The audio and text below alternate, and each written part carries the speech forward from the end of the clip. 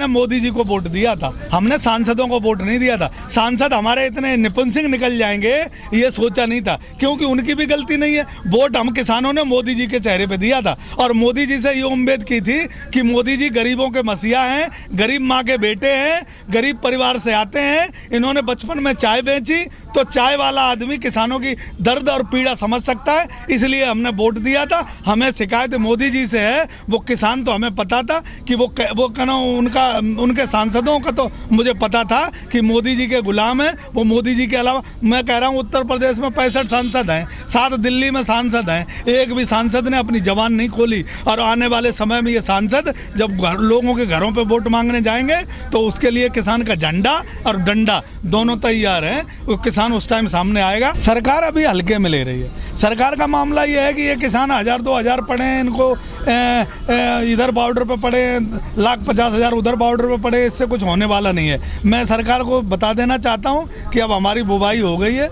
छोल भी हो रही है और वो भी निपट जाएगी 10-15 दिनों में। अब वहाँ से उस तरीके से लोग आ रहे हैं कि आपको संभालना भारी पड़ जाएगी, व्यवस्थाएं आपकी भंग हो जाएंगी। और उत्तर प्रदेश से जितनी भी सीमाएं लगती हैं, उधर राजस्थान से और हरियाणा से जितनी सीमाएं लगती हैं, वो सीमाएं सारी बंद हो जाएंगी। इतनी पब्लिक आएगी कि आपको दिल्ली से बाहर निकलना और दिल्ली के लोगों को अंदर जाना बहुत मुश्किल हो जाएगा। मोदी जी नहीं मानेंगे। मोदी जी क्यों नहीं मानेंगे? मोदी जी ने हमसे ही तो वोट लिया था, मोदी जी ने हमसे ही तो वादा किया था कि आपके बच्चों को 2 करोड़ रोजगार देंगे, आपको 2 करोड़ रोजगार देंगे, आप हवाई चप्पल पहनते हो मैं हवाई जहाज पर बैठाऊंगा, आपको रेलवे में सुविधाएं हैं, असुविधाएं हो रही हैं, हम सुविधाएं देंगे। हमसे कहा था कि नोटबंदी करने के बाद कहीं कोई आतंकवाद नहीं होगा, कहीं कोई नहीं होगा। वो बहुत सारी बातें हैं भैया, लेकिन मैं बात करना चाहता हूं कि अन्नदाता आज रोडों पे उतरा है तो ये अन्नदाता कहीं ना कहीं कोई फैसला करके उठेगा, ऐसे उठेगा नहीं। या तो मोदी को झोला लेके मोदी जी को गुजरात भेजेगा और या ये सरकार को हमारी बात माननी पड़ेगी। मानने के अलावा इनके पास कोई विकल्प नहीं है। और आने वाला समय आपके लिए और खतरनाक है। जो हमारे भाई हरियाणा से, मध्य प्रदेश से, उत्तर प्रदेश से चल दिए, वो आज और कल में पहुंच जाएंगे रात तक। यहाँ तो हम खालिस्तानी हैं, अब तो हम पाकिस्तानी हैं, अब तो हम देशद्रोही हैं। अब हम में वो सारे अवगुण हैं जो एक देशद्रोही में होते हैं और देश से बाहर रहने वाले साजिश रचने वालों में होते हैं। अब हम अन्नदाता नहीं रहे, अब हम ये देश का जो है 135 करोड़ युवा नहीं रहा। ऐसा है ना, जब तक ये सरकार को वोट लेने थे तब तो ये किसान अन्नदाता था, और जब तक वोट 2014 में 2019 में मोदी जी को ये अन्नदाता दिखता था। आज ये अन्नदाता की ताकत ये है, ऊपर वाले की एनर्जी और ऊर्जा जो इन किसानों को दे रखी है हम सबको, हम उसी तरीके से डटे रहेंगे और आखिरी लड़ाई तक, चाहे वो साल लगे, 6 महीने लगे, 2 साल लगे, हमारे पास ऊपर वाले की कृपा से और हमारे किसान भाइयों की मदद से बहुत कुछ खाने पीने को यहाँ मिल रहा है और हम बिल्कुल उठेंगे नहीं। लड़ाई आखिरी दम तक होगी। सरकार को झुकने के अलावा सरकार के आगे कोई रास्ता नहीं है। हम प्रधानमंत्री मोदी जी से एक बार फिर निवेदन करना चाहते हैं कि प्रधानमंत्री जी, जिस अन्नदाता ने आपको उस कुर्सी पर पहुँचाया देश की, और प्रथम कुर्सी है जो हमारे देश की, उसमें आपको पहुंचाया, आपको इन किसानों की सुन लो। आप उन बिचौलियों के चक्कर में मत पड़ो, आप अडानी और अंबानी के चक्कर में मत पड़ो। इस देश का अन्नदाता आपकी तरफ देख रहा है, क्योंकि इसी अन्नदाता ने आपको वोट दिया था। और प्रधानमंत्री जी से मैं ये कह देना चाहता हूँ कि प्रधानमंत्री जी, जब ये अन्नदाता अगर ऊपर वाले से गुहार लगाता है, ऊपर वाले से मांग करता है, तो बंजर ज़मीन को जो है ना अपनी उपजाऊ फसल बना देता है। सरकारें अगर बिगड़ने के काम करेंगी तो ये अन्नदाता सरकार को बनाने का काम भी करता है। तो इसलिए प्रधानमंत्री जी, मैं आपसे कहता हूँ अन्नदाताओं की सुनो। लेकिन 6 दौर की वार्ता हो चुकी है सरकार के साथ में, कोई बात बनती नहीं दिख रही है। एक्चुअली वो किसान नहीं है ना, वो बीजेपी की बी टीम है, वो बीजेपी की बी टीम है। किसान जो है सही अन्नदाता है, वो आज यहाँ रोडों पर पड़ा है और मोदी जी के खिलाफ और बीजेपी सरकार ने जो ये काले कानून पास किए हैं उसके खिलाफ तब तक लड़ाई लड़ेगा जब तक इस शरीर में हमारे में एक हिंदुस्तान का दाना रहेगा, तब तक लड़ाई लड़ेंगे। वो किसान नहीं थे जो आप पूछ रहे हो, वो बीजेपी के बी टीम है। बीजेपी अपने लोगों को इस तरीके से फंसाती है और उन्हें बहकाती है, और हम एक बार हम भी बहक गए थे उसी में, अब हम बहकने वाले नहीं हैं। मैं ये कहता हूँ, जब इन्होंने ये कहा था कि हमने देश के 93% किसानों से पूछा 75% किसानों से पूछ के ये बिल बनाया, हमने सर्वे किया। हम भी ये पूछना चाहता हूँ वो सर्वे किससे कराया और किसने किया और उस सर्वे में कौन था।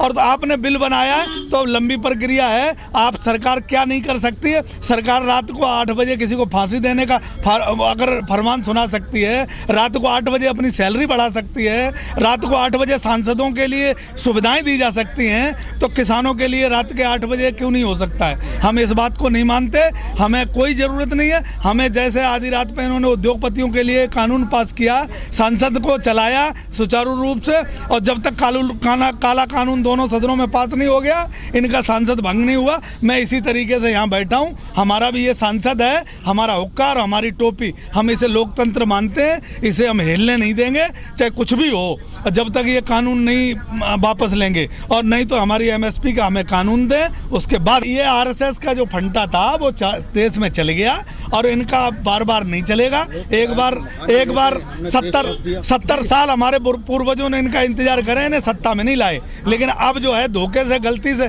ये सत्ता में आ गए, तो अब ये 70 साल तो छोड़ो, तुम 140 साल तक सत्ता से बाहर रहेंगे। अब ये सत्ता में आने वाले नहीं है, इनकी जनरेशनें निकल जाएंगी। ये अब ये देश की गद्दी पे बैठने वाले नहीं है, क्योंकि किसान ने इन्हें अच्छी तरीके से देख लिया। अब इस देश में सब देशद्रोही हो गए।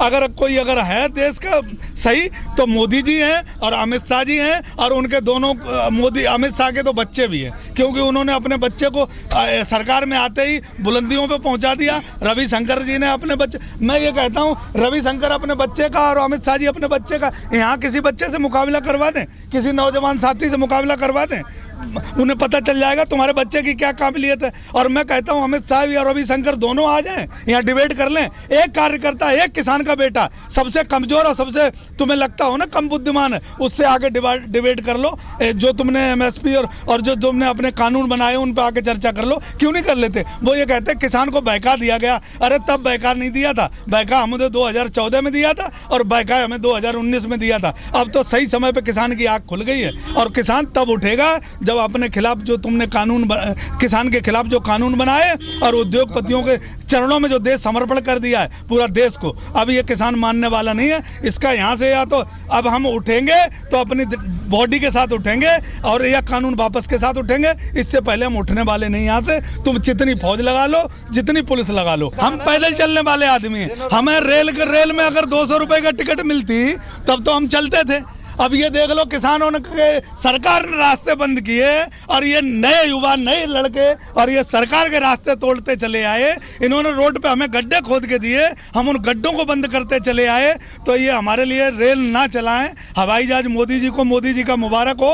हमें हमारी रोटी और प्याज अगर मिलता रहे और हमें ये लंगर खाने को मिलता रहे, तब तक हमारे शरीर में खून रहेगा। हम इस सरकार से लड़ने को तैयार हैं, चाहे जब तक हो। गणतंत्र दिवस आ रहा है, ये जो पगड़ी वाले हमारे युवा हैं और जो टोपी वाले किसान हैं, इनकी अब की बार 26 जनवरी पर अगर परेड नहीं करा दी तो हम भी किसान के बेटे नहीं हैं। अगर अभी आने दो तुम गणतंत्र दिवस पर मोदी जी अब की सलामी अगर लेंगे और महिम राष्ट्रपति जी सलामी लेंगे तो इन युवाओं की लेंगे। जो पगड़ी वाले और टोपी वाले हमारे युवा हैं उनकी सलामी लेंगे। और ये देख लेना तुम, आने वाला 26 जनवरी पे हम भी यहीं रहेंगे और आप भी यहीं रहोगे। इनको पता चल जाएगा कि गणतंत्र दिवस कैसा मनाते हैं। अगर किसान का इन्होंने नहीं बात मानी। मुझे तो यार योगी जी ने सड़क खेत पे बिठा दिया, अब मोदी जी ने हमें फुटपाथ पे बिठा दिया। भाई हमारी जिंदगी भी कट जाएगी तो हमें कोई दिक्कत नहीं है। यहाँ हम आए दिनों दिन जितना आंदोलन टाइम गुजरता जा रहा है, हम मजबूत होते जा रहे हैं। उन्हें जो करना है, अमेरिका के ट्रंप से सलाह लेनी है वहाँ सलाह ले लें, पाकिस्तान से सलाह लेनी है वहाँ ले लें, रूस से सलाह लेनी है वहाँ ले लें। अब हमारा किसान सलाह लायक नहीं रहा। अब ये 2014 के बाद जब 24 में और 22 में वोट मांगने जाएंगे तब हम इन्हें सही सलाह देंगे। अभी हम यहाँ अड़े रहेंगे और डटे रहेंगे और हम जब तक नहीं उठेंगे, जब तक हमारी मांगें नहीं मानी जाती। और मांग में हम उनसे ताजमहल नहीं मांग रहे, हम उनसे लाल किला नहीं मांग रहे, हम देश की कोई उनसे और चीज नहीं मांग रहे जो उन्होंने अडानी और अंबानी को दे दी। मैं ये कह रहा हूँ इस किसान को तुमने जो अडानी और अंबानी के चरणों में बेच दिया है वो हम नहीं होने देंगे। हमारा एमएसपी हमारे लागू करो और जो 3 काला कानून पास किए हैं तुमने उनको वापस लो।